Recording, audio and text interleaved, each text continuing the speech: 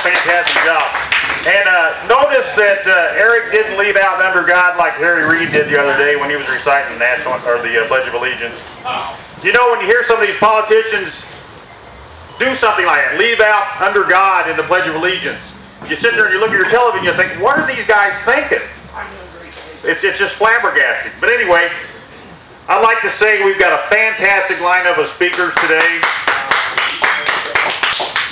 We've got politicians, we've got authors, we've got big businessmen that really know what's going on. So I'm really looking forward to hearing each and every one of them. The first gentleman we've got coming up is Dr. Michael Israel. Michael's a specialist in internal medicine. And I know that there's a lot of doctors that are of the same mindset as Michael, but Michael's one of the few that's had the courage to step up and say how he feels. He's probably lost some patience over it, but hopefully he's gained some too.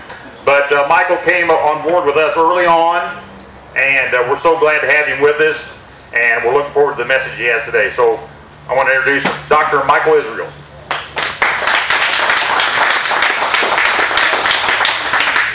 Well, this is a nicer sized crowd than I thought we might have, with the storms and everything looming. It's kind of nice to see everybody out here tonight, this afternoon, I guess, not tonight. It's so dark out some days, it seems like it may be night. You know, there's a lot of things that you can talk about, a lot of things we can yell and scream about, a lot of things we can be upset about. But probably, if you're like most of you are like me, there was this opportunity that we just had, just last week, to finally get something going forward with our government. To finally get them to realize it was time to cut taxes. To finally get them to realize that it was time to cut budgets. Time to realize that the EPA shouldn't be in existence anymore. Time to realize that, plain and simply, if you don't balance your checkbook, you're in trouble.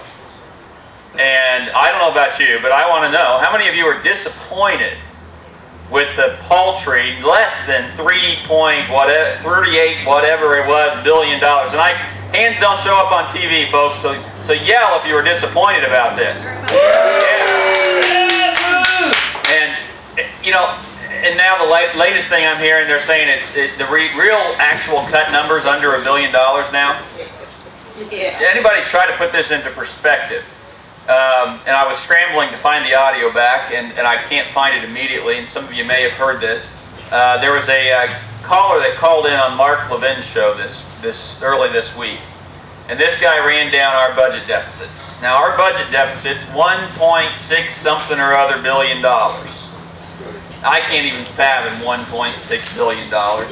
Trillion, I said billion. I'm sorry, trillion. Let me move that back. Trillion. 1,600 billion. This guy ran down the numbers. $1.6 trillion. Well, he said, what if we got rid of all the things that Democrats didn't like? What if we got rid of funding and didn't have the war in Afghanistan and the war in Iraq right now? Take the money that it costs us by the government's own figures, take that off the plate. So we aren't paying that. This unfunded board, let's just say that we didn't do it, and so we're not having to pay for it on this budget year. He took that off. He then said, and then that's not going to be enough, so let's also go ahead and confiscate all of the profits from every company on the Fortune 500. Confiscate all their profits. The evil Fortune 500 companies take all their profits. He said, but that isn't going to be enough either.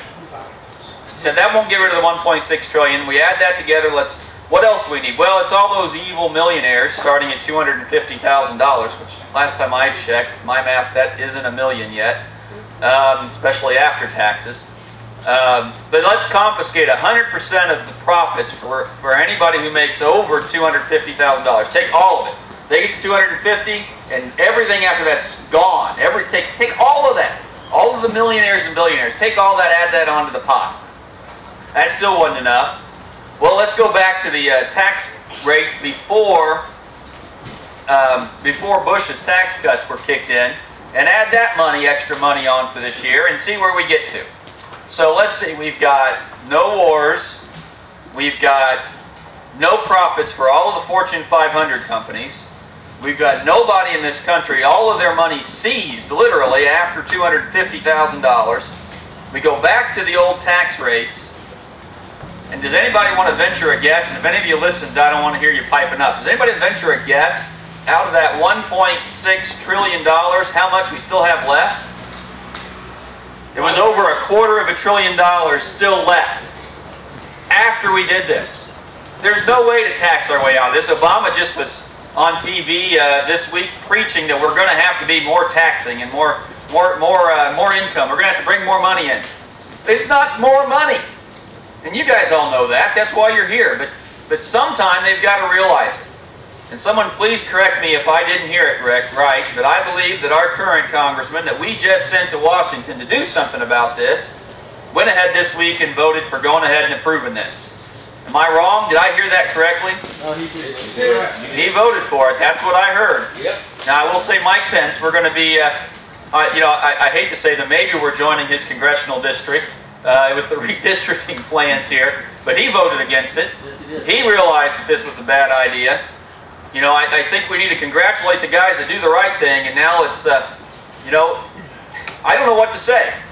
How can they not get it? How can the guy that we just elected, we just told him, and how many of you have sent him emails or sent him calls about the fact that we've got to do this right and we've got to do it the correct way? How many, I mean, that, you know, we've got to do this. We've got to remind these guys that we didn't send them there to just go along. We didn't send them there to cut a little bit of money. Right now, I heard this analogy and I liked it. How many of you have a couch at your house? Most of you have a couch, I'm betting. And how many of you know that there's probably some spare change in your couch? All right. This budget options that are being propelled right now by the leaderships, right now, unfortunately, in both parties, the way they want to cut the budget is we need $1,000. And the Democrats say, well, let's go turn over a couch and shake out the change and we'll cover it. And the Republicans say, no, we need 2 couches. And that's what they're doing right now.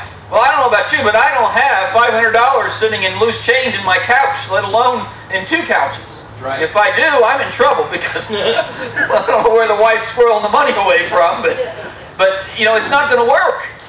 And these guys got to realize this, and we've got to keep this going. We just said that you know, is this over? Are we still doing this? And the answer is we better be doing this. Right.